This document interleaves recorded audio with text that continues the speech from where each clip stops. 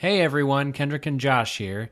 If you're listening to this, you're hearing an old episode we uploaded to the feed that was recorded prior to joining forces with the last of the Action Heroes podcast network. You can listen to these old episodes and hear how the Star Trek connection and our Willis ranking system came to be. You can find out how Josh's oven works, hear us make mistakes, and get corrected repeatedly. If you're loving this, we'd love for you to also check out other podcasts on the network, since they're all great. If you're interested in finding out more about this particular podcast, head on to williswaypod.com for more info, or email us at williswaypod@gmail.com. Thank you for listening, and enjoy. 1, 2, 3, hit it, boys! So get together, have a few laughs. Uh-oh, shit, lady, do I sound like I'm ordering a pizza? Hey, put the freaking gun down on the ground right now. Take your shot across the freaking street and say that until we come and get you. Hello and welcome to Where There's a Willis, There's a Way, a film podcast about the multitude of works by Bruce Willis. My name is Kendrick Martin, and with me as always is... Josh Carter. And here we're on episode 2. Josh, do you know what movie we're going to talk about? Yeah, we're going to talk about the movie Sunset from 1988. I'm glad you know, because it would have been awkward if you didn't know. Yeah. I want to remind everyone, as always, if you have questions or comments, you can contact us by emailing williswaypod@gmail.com or on Twitter @williswaypod. That's right, Kendrick.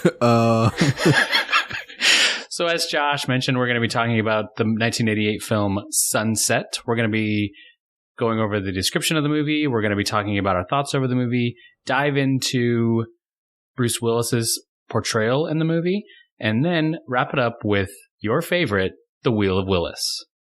Sounds great. So Sunset, 1988, I'm going to read the IMDb description here. Whilst making a silent film about the life of the legendary lawman Wyatt Earp, veteran actor Tom Mix, played by Bruce Willis, discovers the real Earp, played by James Garner, is on the film set as a technical advisor. The two become friends, but when a murder takes place, the two become partners and set about tracking down the killer. Now, just like last week, we're going to be spoiling the plot of this movie as we go throughout our discussion. If that's important to you, if you want to remain unspoiled, I would say pause it here. Go rent Sunset on your streaming or video on demand service of choice, and then come back and unpause us because we'll be waiting. Yep, absolutely. So Josh, before we get started, Yeah, I was going to ask, have you seen Sunset before, or was this the first time?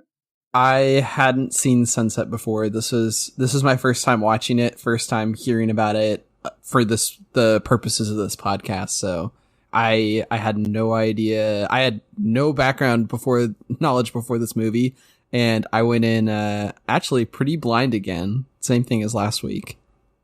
Nice. I had watched it once before, just a couple years ago, when I was doing some Bruce Willis, when I was looking up Bruce Willis, kind of before this podcast became a thing. So This was the second time I've seen Sunset. Yeah. So I guess a question for you then is, did you tend to like it the second time around more than the first time, or did you like it more the first time? I think I liked it more the first time, and we'll be going into some of the reasons why I liked it less the second time. Yeah. But I think the first, not knowing what the movie's about, I think really played to this movie's advantage because it's kind of all over the place. Yeah. And the first time you watch this, you're so raptured by everything that's going on that you can't help but enjoy it. And the second time I was thinking, well, I know how this works and this scene is unnecessary or kind of drags a little bit. One thing I forgot to mention when we introduced this movie, it's also by director Blake Edwards, who directed Blind Date, the movie we discussed last episode. Yeah, and it's like it's written by him as well. He didn't do the original story. The original story was done by I just looked them up earlier. They did some sort of horrible movie, and I cannot remember what it is off the top of my head. But Blake Edwards did do the screenplay as well for it. So it was Yeah, it's kind of interesting watching a movie that has like a complete like viewpoint all the way through it, because you always expect those to be a little bit more consistent. Like I think of like Rian Johnson or like Edgar Wright are like two writer directors that I definitely appreciate a lot, but I don't know. It didn't feel like as cohesive as I was expecting it to be necessarily. I agree, and in doing research for this episode, I looked up, like I am wont to do, film reviews, and Roger Ebert's film review is kind of the main one from this era, and he talks about the struggle of the studio kind of wanting to sell it as a comedy, and if you watch the trailer or look at the marketing material, it's played for laughs, but the actual movie itself does not have a whole lot of comedy in it. Yeah, that was something that I kind of noticed. It definitely felt like a pretty modern movie in that way, and like the aspect of it's mostly a drama, but there are some jokes in it. It's just not like it's not a comedy straight up or anything like that. And I feel like if this movie was released today, it might actually play a little bit better than it did back then in some ways, just because some of it felt some of the stuff that aged well with this movie aged really, really, really well. And then the like problems, I don't know if how those would be perceived in today's day and age, but it didn't necessarily feel like a more dramatic time period piece of that era from what I've seen. But that was just kind of my little takeaways from watching it. That's kind of how I felt as I was going through it. The movie that the other writer did, by the way, was the Garbage Pail Kids movie, which is one of the worst movies of all time, apparently. Wow, so, literally a garbage movie. Yeah, a garbage movie with garbage in the title. Yeah. Yeah. Maybe that was what they're going for. So this movie is essentially kind of taking place during Hollywood's transition from silent movies to talkies. Yeah. And one of the things I didn't catch on my first watch that I noticed on the second is they talk about Charlie Chaplin and the rest of the studio industry kind of struggling with the move from silent action films or regular silent movies into talkies or films with dialogue.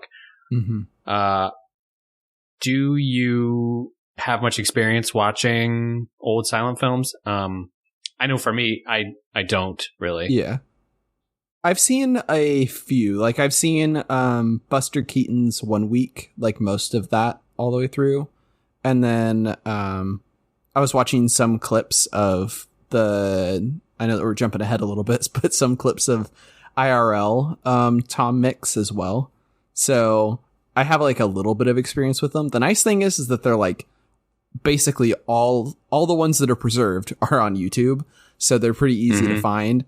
It's just like, it's such a different like era of movie making. It's kind of, some of them are kind of hard to watch if I'm going to be honest, but that might just be like my ADHD brain that doesn't want to take the time and patience for it. But yeah, I totally get what you're saying with like how awkward it was transitioning to talkies. Definitely a lot of studios had problems with that. Like I was just watching one of the Tom Mix talkies today, and it was weird because like in the silent era, they couldn't have sound of the actors on set, so they put music over it. And then as soon as they could have the sound of the actors on set, it seemed like they didn't really do scores that much. So at least back in the beginning, from what I could gather from watching this. So it just felt like there was a lot of dialogue that's just spoken over nothing. And especially now that feels so slow because a lot of things just have like background beats going and stuff. So it was kind of odd watching the like early 30s movies and how awkward they are compared to like even the stuff in the 40s. Yeah. And music plays such a big role in silent films, obviously, because that's the only sound that they have. And oftentimes they would be shown in a studio or in a cinema where someone would be playing like live piano as they projected this movie on the screen. So it's kind of wild that the added of dialogue kind of slowed the sound migration. Yeah, it was very interesting because it's like I feel like you could, if you took the time to colorize a lot of the old talkies, you could be pretty surprised by the quality that you could draw out of a lot of them, just because a lot of them are filmed on, well, they're all filmed on film. So as long as the reels are preserved, you can get basically 4K out of them. So I'd be very, very interested to see some restoration stuff that goes towards colorization and like the accessibility of those old movies. But I don't think there's a big demand for them, but it would just be interesting to see like what those would look like in a modern day era, like with modern day technology going back over it. Yeah, I totally agree. I was just going to say, kind of continuing on that thought, is the idea of Westerns. And so this movie, Bruce Willis plays a famous actor in Westerns, and I'm curious, and I couldn't find a lot of evidence that supported or denied this, but I was curious if maybe when Sunset came out in 1988, if people were excited for essentially kind of a new Western, because Westerns, to me, I guess when I think of Western, I think of The Good, the Bad, the Ugly, or similar movies that kind of came out in the 60s, early 70s. And so that would have been roughly 20 plus years before this. And so I was curious if this was like maybe starting a revival of Westerns, but reading about the history of Westerns, cowboy Westerns specifically in American cinema, I didn't really see any evidence that kind of pointed to or away from this. Yeah, like I know that Westerns definitely seem to die off basically about when John Wayne kind of stopped being in them. Like not exactly, but it was definitely like late 60s from what I've seen. But every once in a while it feels like there's like a pretty big Western movie that comes out and then they go away for like a long time again. They kind of had like you know how like a lot of people are pretty tired of superhero movies at this point. And so like Marvel can't release like another Thor 2. They have to do stuff that's interesting in a different way. Like the demand for the Ant-Man movies as like a long-term watchable movie is pretty small, I feel, compared to like other more artistic films. Cause like the market's so inundated with them. It's like, I don't really have time. I don't really feel like I want to spend time necessarily watching another Ant-Man movie.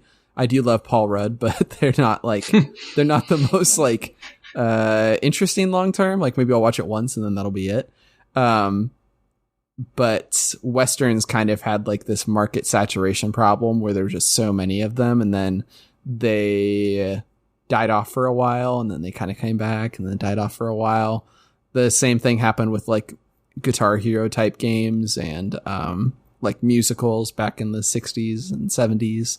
So yeah, it's just part of like the genre tiredness that everybody has to experience. Like once you just get exhausted with it, you just there's not a whole lot of demand for them.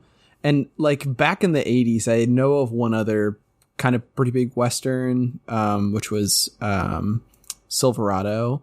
And then I want to say that one Western movie with Will Smith in it might have actually been 90s. You're referring to the Wild Wild West? Yes, yeah. Yeah, 1999. Yeah, that like was a big part about killing off basically anybody's want for more Western movies for a long while. Yeah, people were like, ooh, Westerns. Oh, Westerns. Yeah. Although Tombstone was really good, and that was in like the 93. So Yeah. I don't dislike Westerns by any means. Yeah, I agree.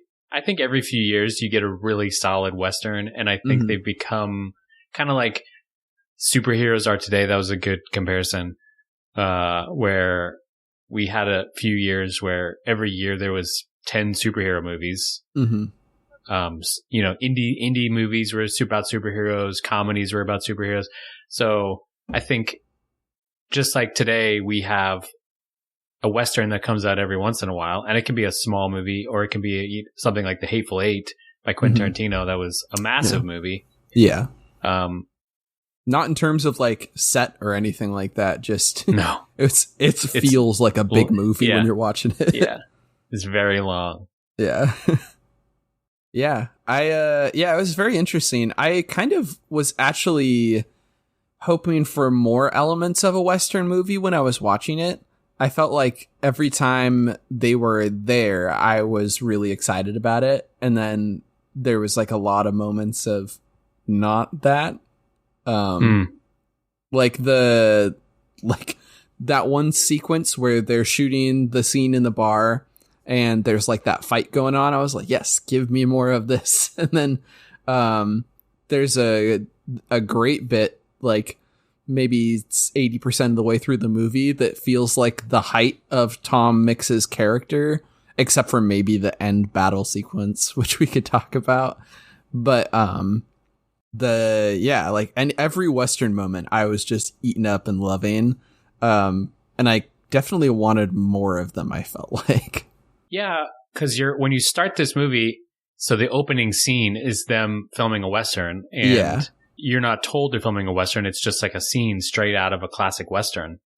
And Bruce Willis does the classic hero moves, and he's riding horses, and he's saving women and shooting gangsters and all the things you would see in a 1920s Western film. Mm-hmm. And even after he meets with the Malcolm McDowell character, and they kind of talk about his next project and all that stuff, and he gets on that horse and rides the wrong way. The line about the horse has the wrong end of Tom Mix or whatever. Yeah. That kind of makes you think like, oh, there's going to be some like fun Western horse scenes. And then there's another scene later where they're filming the Tombstone shootout. Oh yeah, that was good too. And Wyatt Earp's character is kind of having like a strange flashback moment of the actual shootout. Oh yeah, it was weird that they brought that in like once and then they never used it again. Yeah. What did you think of James Garner's portrayal as Wyatt Earp? Was he convincing Wyatt Earp? Yeah, I think that James Garner was like hands down the best part about this movie. Well, maybe the second best part of it, with costumes being the best. But he was really, really great in this. I've watched like The Great Escape, which he's in as a youth, and I have not watched it in many, many years. And I didn't remember anything really about his performance at all. But I was watching some other clips of him today, and I was like, this guy was really, really good. His performance works for me the entire way through the movie. He is pulling no punches and just being super professional about everything, I felt like. Completely agree. I think he is just a wonderful role and character actor. I found it interesting that he actually has more screen time than Bruce Willis's character, but gets second billing. Yeah, that is criminal.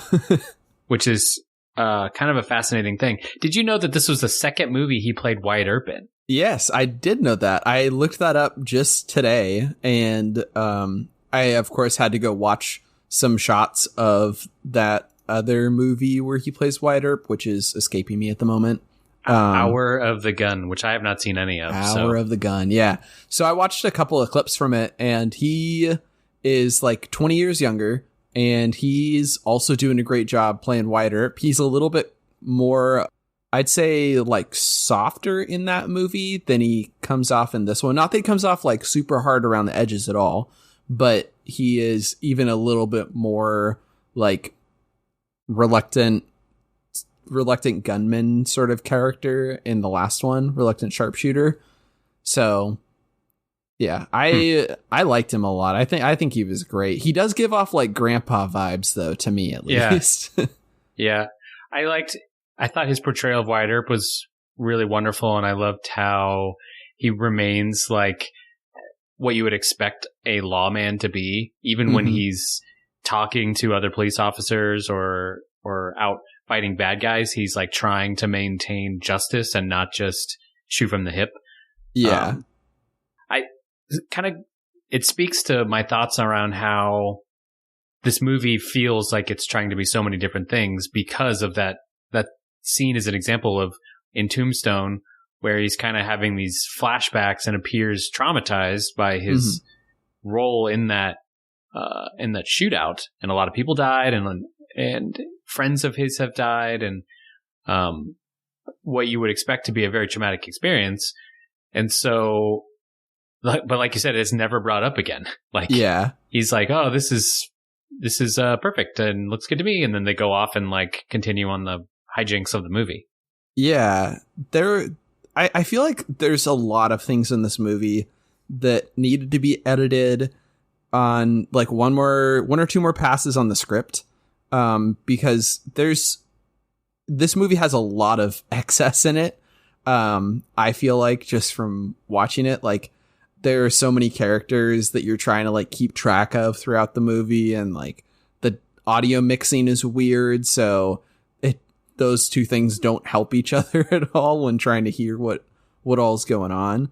And then there also, I feel, needs to be a little bit more aggressive editing in the editing room, just because there are some like really odd moments that go on like a little bit long and stuff like that. Some of the things I feel like just needed to be tightened up a little bit.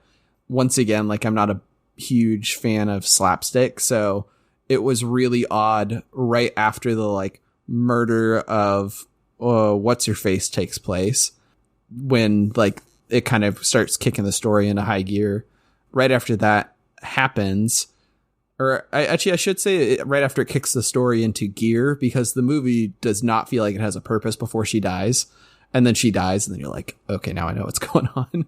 But once that happens, and there's like a car that like runs into a fence, and like people like running around like it's a silent film. I get that it was like kind of an homage to that, but it just felt so out of place with what had just happened. And I was like, yeah, if I was an editor, I would totally cut that just immediately. Yeah. Let's talk for a minute about Malcolm McDowell. Now, while he's not the like ultimate bad guy here, he is the ultimate bad guy. I mean, that character that he plays is like one stone cold motherfucker. Yeah. And he flips a switch where he is, I mean, they even talk about it, I think, in one of the scenes where his character is nice and friendly, and then his sister comes in and she's like, I need some help. And he's like, well, I'm going to punch you now. And I was like, what on earth? Yeah. I feel like he's doing better work than the material that he was given. Like it kind of feels like watching a Liam Neeson in The Phantom Menace, where he's just like making it look like Shakespeare. It's a little bit doo-doo sometimes, but he's doing a great job. So yeah, I totally bought his performance. I thought that he was just really, really good in it.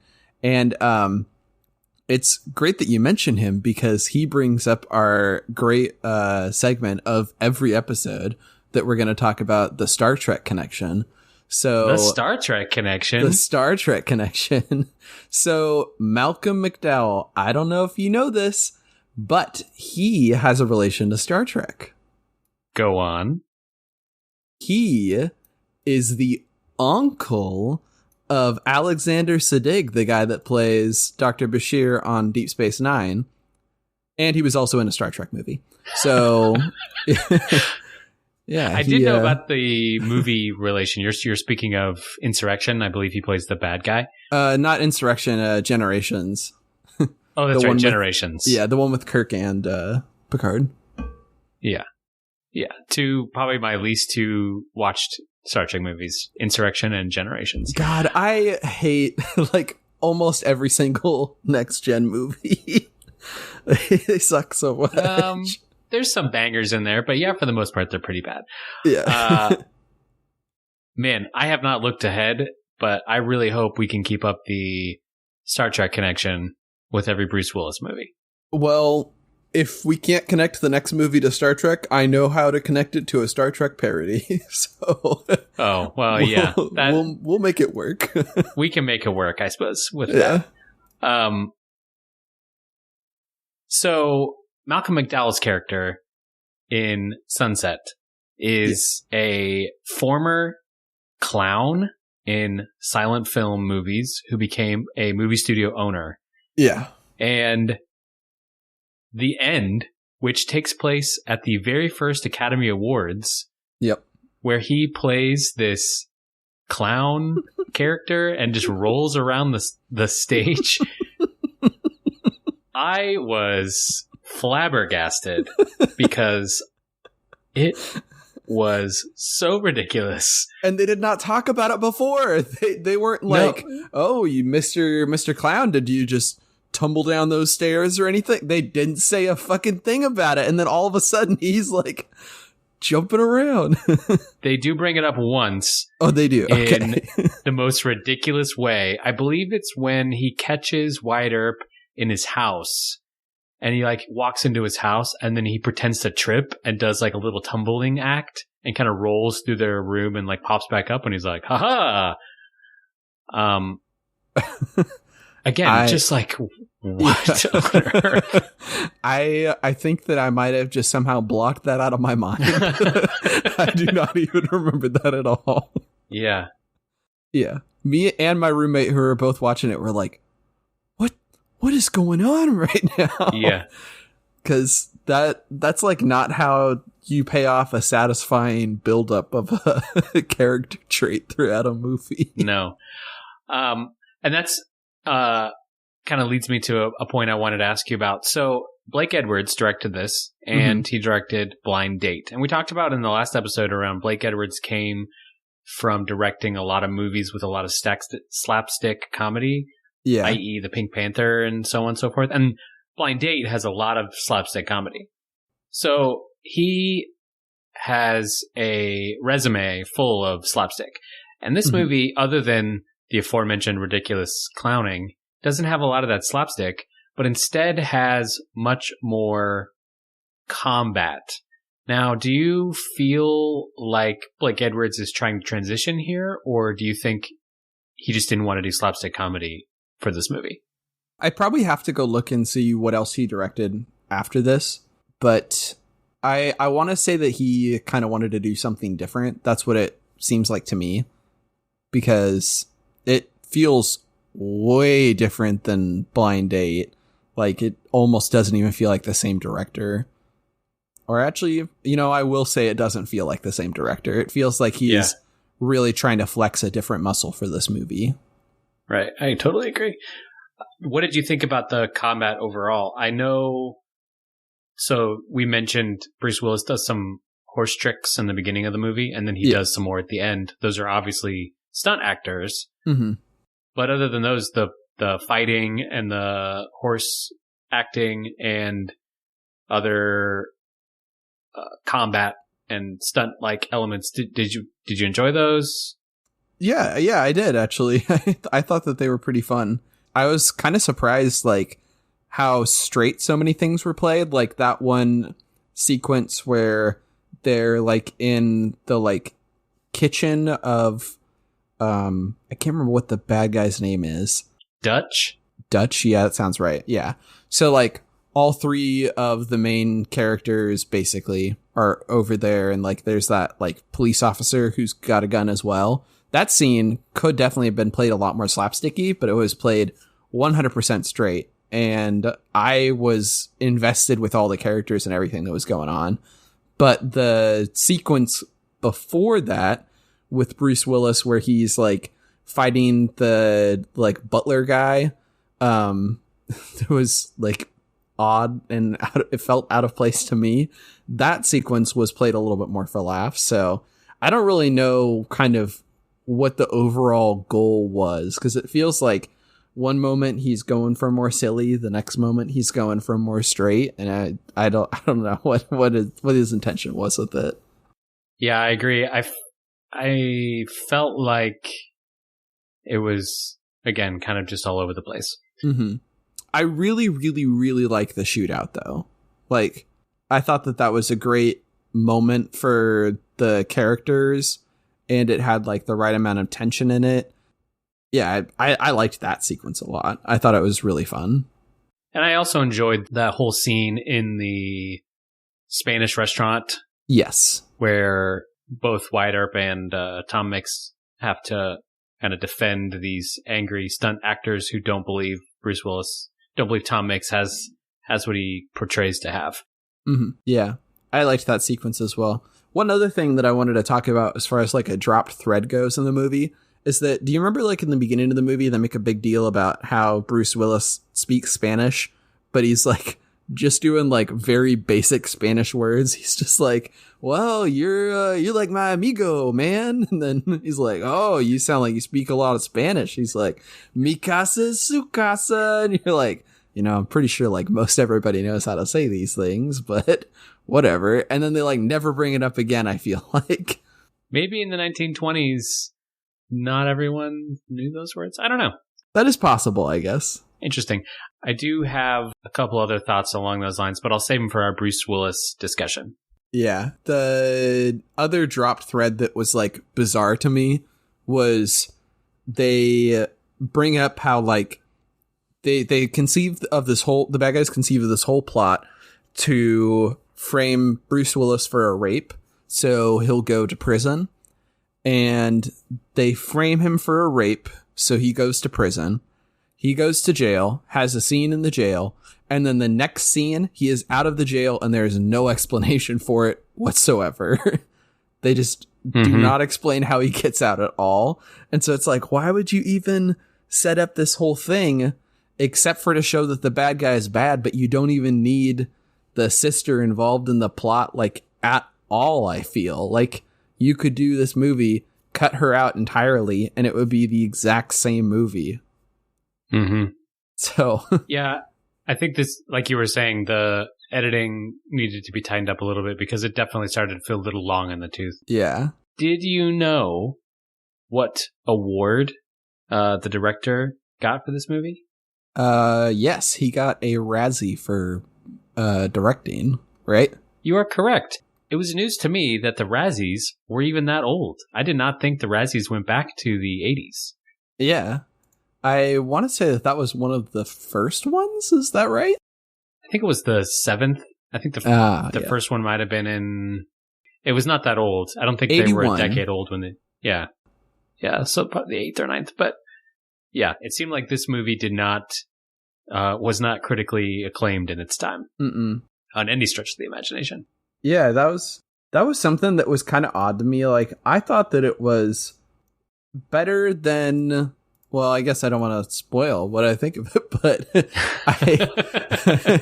I didn't think that this movie was that bad. And then like everywhere that I was looking, people were like, it's bad. I was like, I don't know. I've seen movies that are a lot worse than this movie and been fine with them. So I don't know. I didn't think that it was like amazing for sure, but the like Razzie for directing, I was like, I don't know. Maybe a Razzie for script writing, but a lot of the directing felt fine. I don't know. Hey, man, don't let other people yuck your yums. If you want to enjoy it, you go right ahead. Yeah. One thing that I will say about it is that the like time period, the period piece stuff of this movie was phenomenal. Like the at the beginning where it's all just like mood establishing and just kind of bringing you into the world, and we're doing a bunch of world building. I was like very down. I was so confused because it didn't have anything to do with the rest of the movie. For the most part, it was just like showing little snippets of life. But I like that immersive feeling where you're kind of picking up on the world as you go. I just wish that it was set a little bit tighter. Like, that could be a scripting thing, that could be partially a directing thing. Either way, it's Blake Edwards' fault. So, yeah.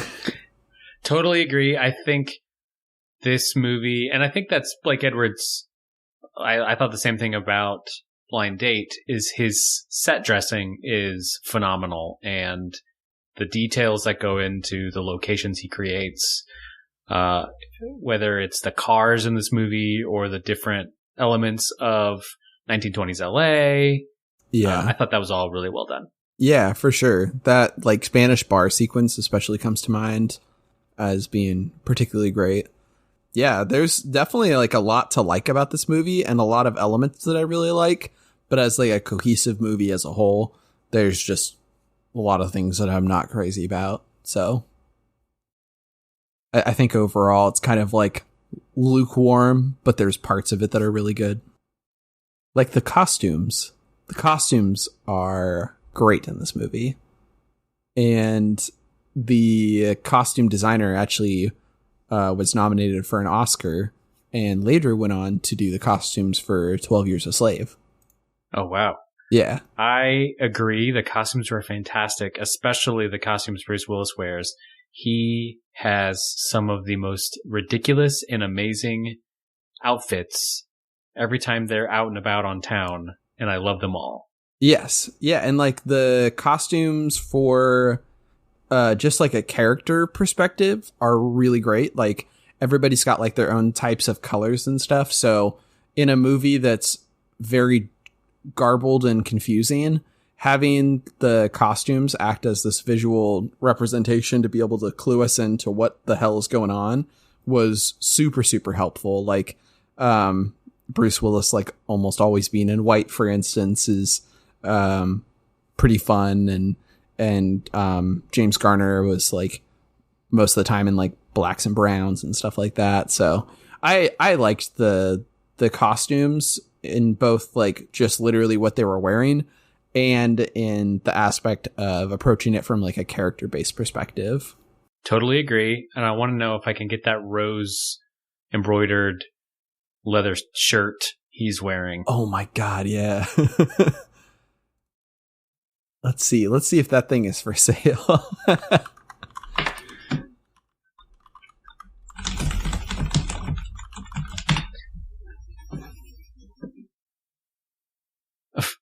I found a shirt with a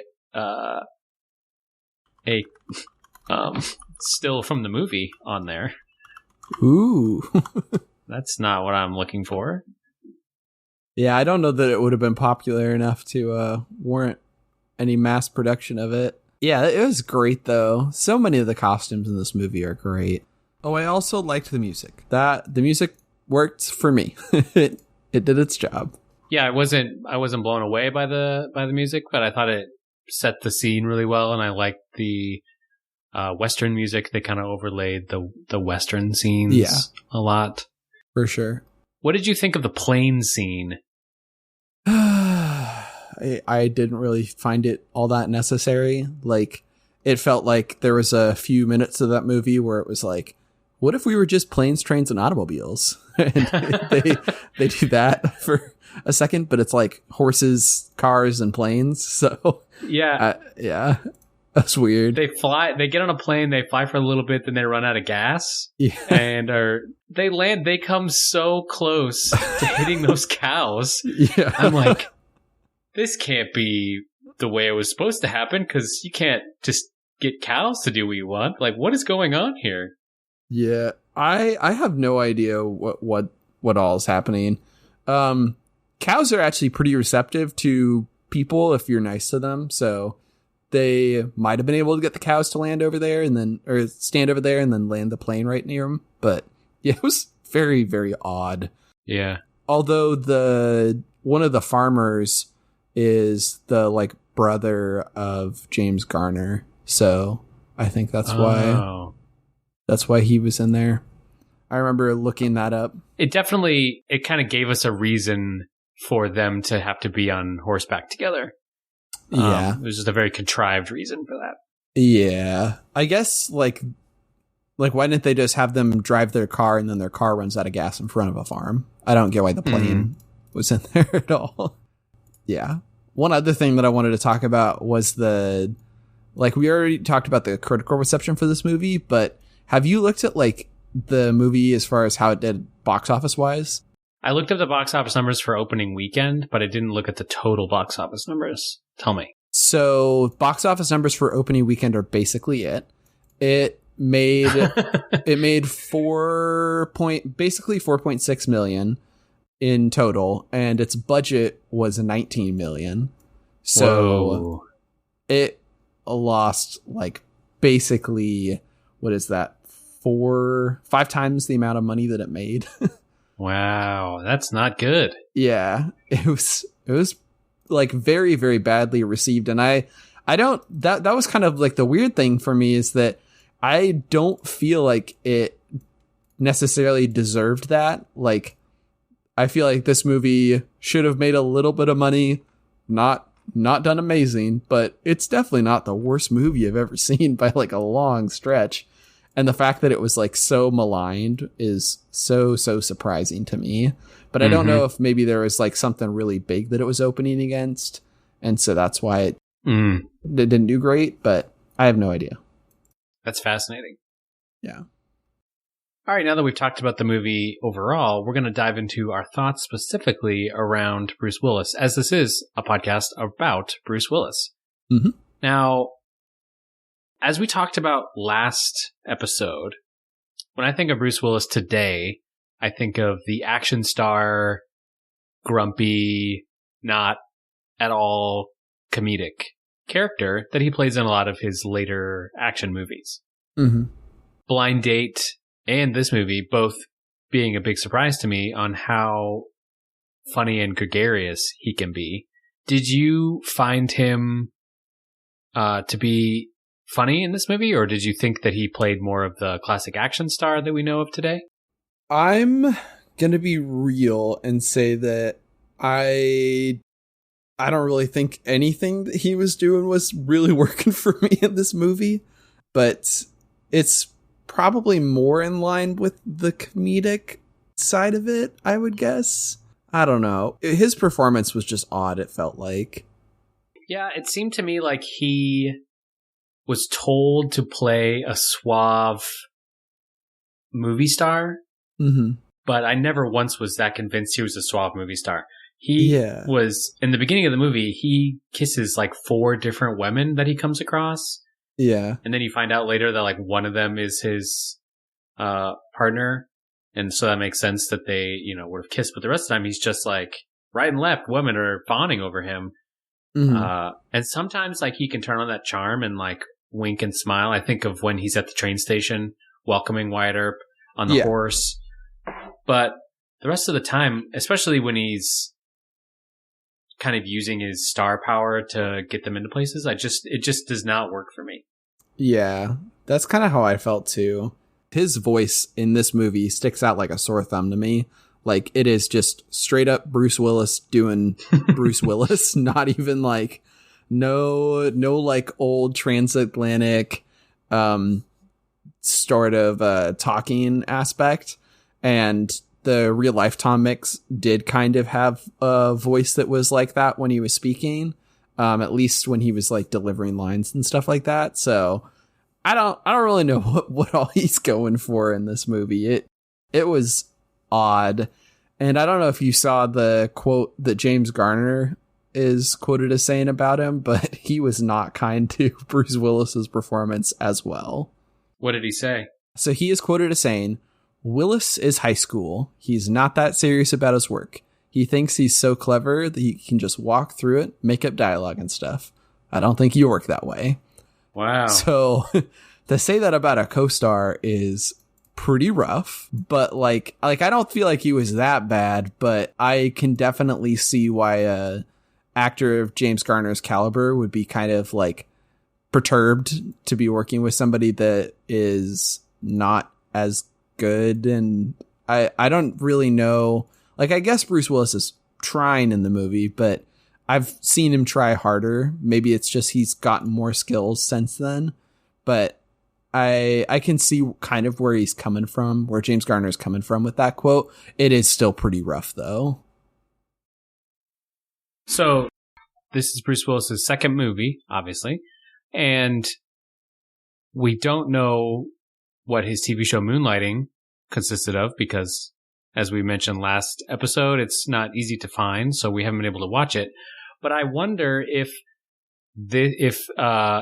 acting with James Garner was kind of his first chance acting with someone with that big of a, list of work. Like James Garner had been in he'd been in TV Very shows. Very prolific actor. He had been in a lot of movies. He was obviously like very experienced in Hollywood. And then you have Bruce Willis, who comes in as kind of a comedian. And I kind of get the feeling that it sounds like he's making the claim that Bruce Willis was not taking his role seriously. And I could kind of see that to some extent, though I feel like he's just acting the script that was handed to him, and he's not making any attempt to kind of portray that role. And the directing that's handed to him as well, because from what I've seen from this and Date Night, they both... It doesn't really feel like Bruce Willis or any of the other main actors were given like a lot of coaching, it feels like, as far as what type of performance they were kind of asked to give. That's what it feels like to me. Whenever I see something like that, it feels like the actor was kind of left on their own to come up with stuff like that. And so I could see how James Garner, who would be fine with that sort of scenario, might be frustrated by Bruce Willis, who he didn't think was up to snuff with that. And so the whole role of Wyatt Earp coming into this set is to kind of teach Tom Mix or correct any missteps that Tom Mix has when he's playing Wyatt Earp in that movie. And I kind of thought that maybe we were going to see Bruce Willis's character of Tom Mix take on characteristics of Wyatt Earp outside of the movie. Mm-hmm. So in the beginning, there's that scene which I found extremely awkward where the sheriff or head of police or some kind of authority figure walks in and he asks the two guys, "Hey, were you at such and such a place last night?" And Bruce Willis goes, "I don't think so." And then Wyatt Earp was like, yes, we were.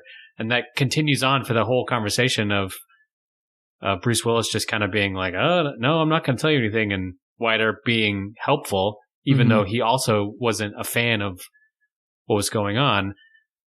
And so I kind of thought, they're setting us up to see that Bruce Willis's portrayal of Tom Mix is going to grow and become more of the lawman that he plays in movies. Mm-hmm. But we never saw that really take place more of again. There's also that awkward scene right after the bar fight where Tom Mix says something like, "You're upstaging my threats. Don't do that again."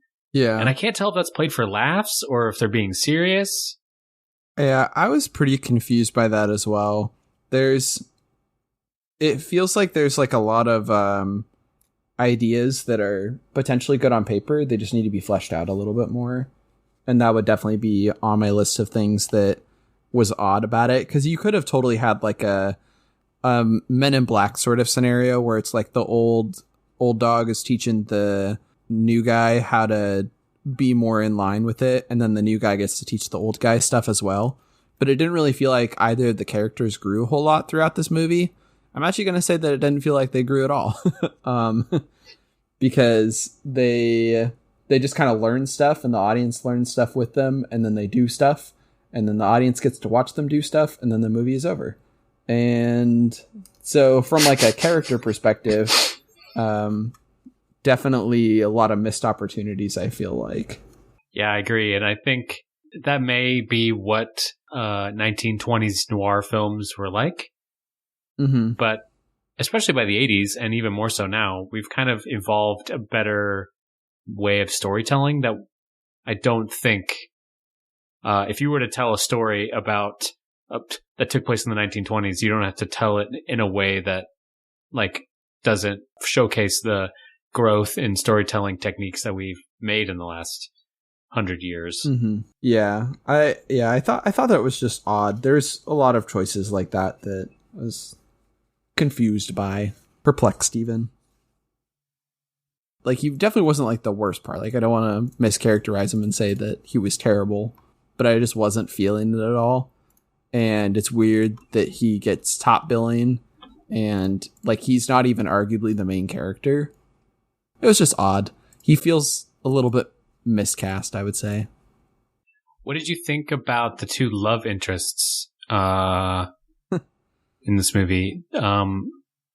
Cheryl King is, I believe, Wyatt Earp's love interest, and then I don't recall the woman's name who plays Tom Mix's love interest, but I didn't think their characters are given a whole lot to do. Yeah. Other than kind of hang from their men's arms and seem helpless. Yeah, the writing of basically every single woman in the piece felt a little lacking to me.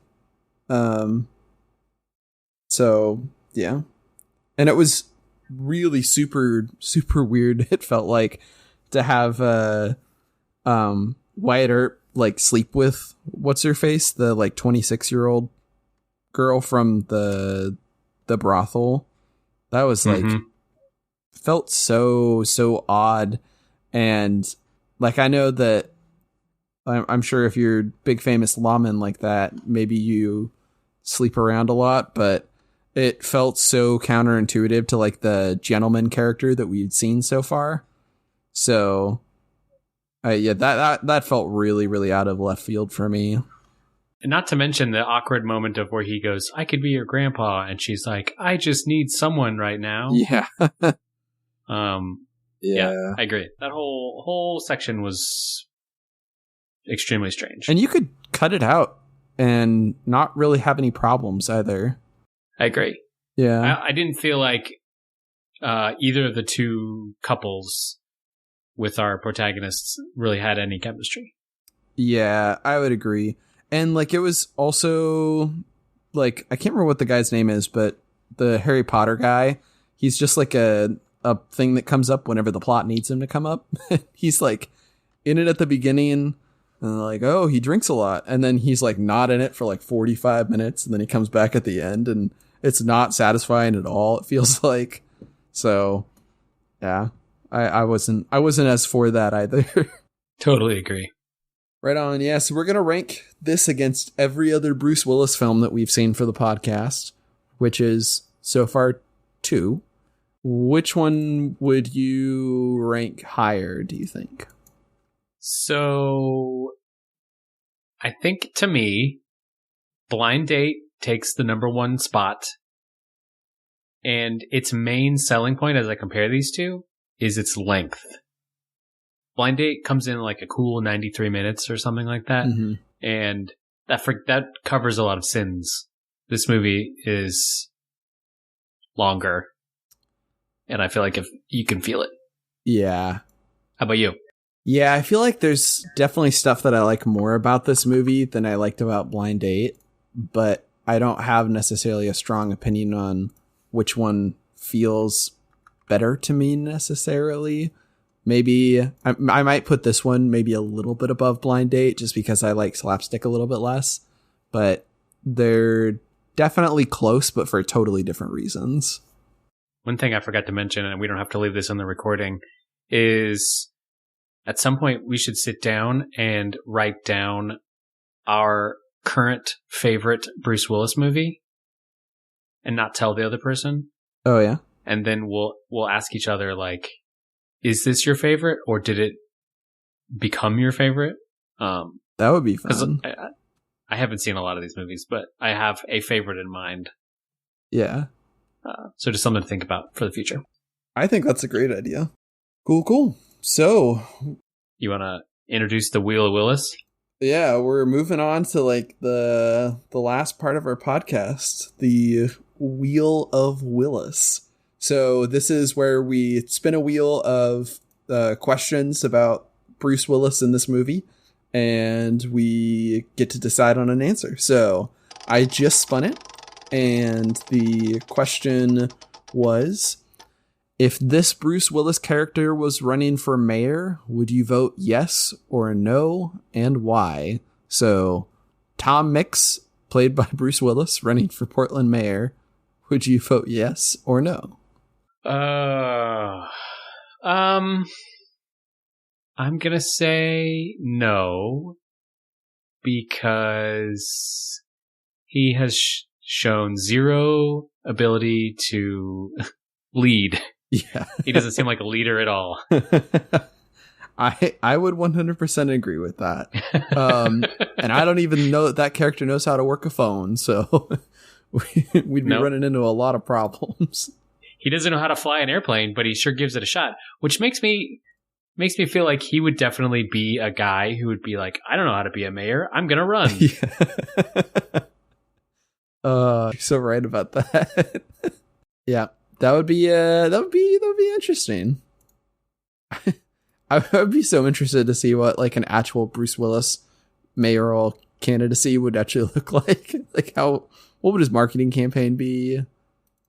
Like actual Bruce Willis? Yeah, actual real life, real to do Bruce Willis.